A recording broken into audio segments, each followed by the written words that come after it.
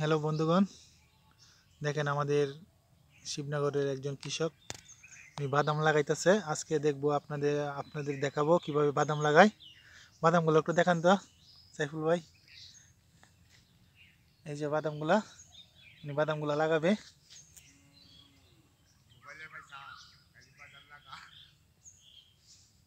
লাগাই দিছি ঘুরিয়ে দিই। হ্যাঁ, কতটুক দূর পর্যন্ত বাদাম দিতে হয়? এক একটা বাদাম হাতের ভিতরে 4টা। এক হাতের ভিতরে 4টা না? কে লইলো হাতের মাঝে আদার দুরাহিল আদার দূরে দিলে 1 কেল, আর হলো এক হাতের ভিতরে 4টা বাদামের গুড়া বেশি। বিচি ফালতে হয়। হুম। কি ঘন লাগাইতে হয় না পাতলা লাগাইলে কিরকম? আপনি পাতলা লাগাইলে বেশি হয় না? হাতের ভিতরে 4টা লাগাইলেই সুন্দর।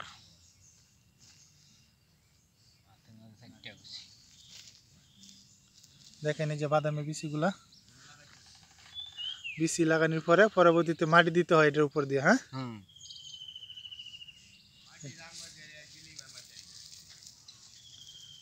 দেখেন উনি বাদাম চাষ করছে। এটা কি পরবর্তীতে কি পানি দিয়ে দিবেন না বাদামের ওনার পানি লাগতো না। সারা হইলে কি পানি দিবেন নাকি পানি লাগবে না? এগুলো আমাদের পানি লাগতো না, একেবারে লাগে না? না, না বৃষ্টি হইলেও সমস্যা নাই। বৃষ্টি হলে সমস্যা নাই।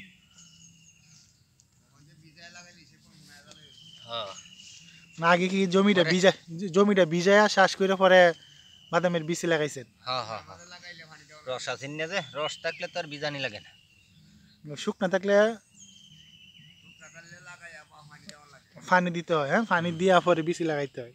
আর যদি ভিজা থাকে তাহলে পানি দিতে হয় না, বিচি লাগাইলে চলে না?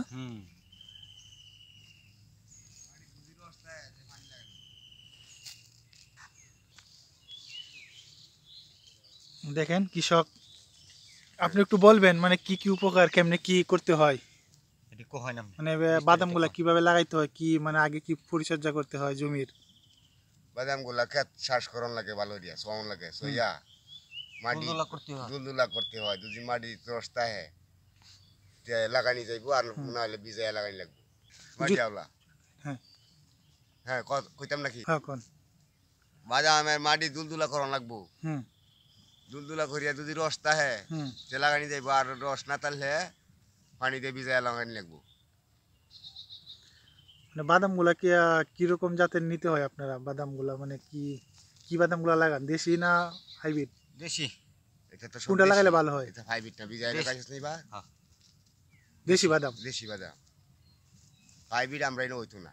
হাইব্রিড হইব না? না, হাইব্রিড আমরা এনে হইতো না, দেশি হইব। দেশিটা। দেশি বাদাম এমনি কত কেজি দেখা গেছে? 120 টাকা কেজি এখন না? এখন 120 টাকা কেজি লাগাইতেছেন? 120 টাকা বীজ আনা হইতাছে। আনা হইতাছে আর 120 টাকা চামড়া শুদ্ধা।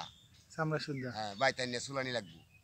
চুলায় তারপরে আলিরি ভিজাইয়া লাগানি লাগবো, তাড়াতাড়ি জ্বালে হইব। আর যদি ভিজায় না হলে কিছু মাইটাই যায়। কয় ঘন্টা ভিজাইতে হয়? এই রাইতে ফেলায় দিলে সকালে তুলিয়ে লাগাইল। 8-9 ঘন্টা আর কি? হ্যাঁ, দেখুন না বাদাম এটি অত বড় গুড়া আসেন না, হ্যাঁ, সিউডি আছে। ওই যে বাদাম ফানি গায়ে ফুলছে, ওর কত ভরিয়ে জ্বর সারিয়ে দিই। কতদিনের ভিতরে কি বাদাম লাগাই দাও। আচ্ছা, এই কৃষকের কাছে আমরা একটু কতদিনের ভিতরে আমরা এটা আশা করা যায় ফলনটা? 3 মাস 90 দিন। 90 দিন। 90 দিন? 90 দিনে ফলন উঠবো। ফলন এর ভিতরে পরিচর্যা করতে হইব না?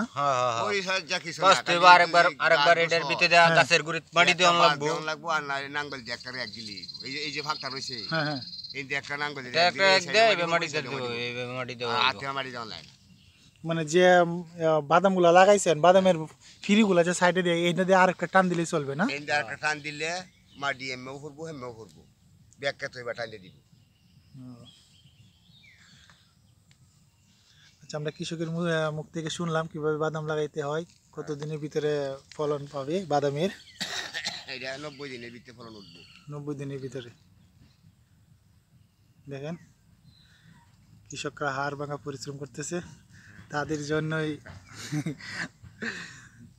আমাদের এই বাদামগুলো আমরা পাই। তারা যদি ওই পরিশ্রম না করে বাদামগুলো না লাগাইতো তাহলে বাদামগুলো দেখা গেছে আরও বেশি দামে চড়া দামে বিক্রি হতো। ওরা পরিশ্রম করে দেখি আমরা ন্যায্য খাইতে মূল্য পারি। বাদাম পাই, দেশীয় বাদাম। এগুলো আমাদের তো জানেনি। গোসলের গায়ে আসতে হয়, গোসলের গায়ে যা। দেখেন উনি হলো আমাদের সাইফুল ভাই, এই যে আমাদের বড় ভাই, বড় ভাই না, চাচা, চাচা, আমাদের না, আমাদের চাচা রাব্বানি ভাই। রাব্বানি ভাই। হ্যাঁ। ফয়সাল ভাইয়ের কথা কই আজ হইলো ফয়সাল ভাই, ওনাদের বাড়ি শিবনগর। ওনাদের জন্য দোয়া করবেন যাতে ওনাদের ফসলের জমি ভালো হয়, ভবিষ্যতে যা তাদের সুস্থতা কামনা করবেন। আমরা এখানে রেখে দিব। আসসালামু আলাইকুম। তাহলে দেখেন পুরা বিড়াটা দেখেন, শিবনগরের বিড়াটা। এখানে গুড়া, বাদাম, মরিচ, আলু এগুলাই চাষ হয় এখানে। এখানে ধান হয় না, যেহেতু উঁচা জায়গা, পানি আনতে পারে না। পানির অভাবের কারণে এগুলো এখানেই আবাদ করে। এই সাবান